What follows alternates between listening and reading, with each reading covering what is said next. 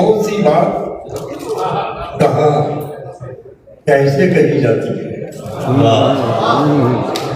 कौन सी बात कहाँ कैसे कही जाती है, ये सलीका हो तो हर बात समझा।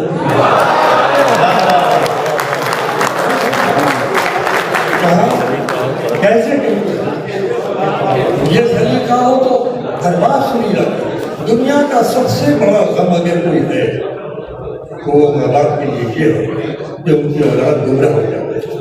इससे बड़ा गम दुनिया में मैं इसको शेयर कि कौन सी बात कहाँ कैसे कही जाती है, ये सलीका हो तो हर बात सुनी जाती है। एक बिगड़ी हुई औलाद भला क्या जाने।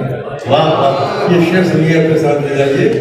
एक बिगड़ी हुई औलाद भला क्या जाने, कैसे माँ बाप के होठों से हंसी जाती।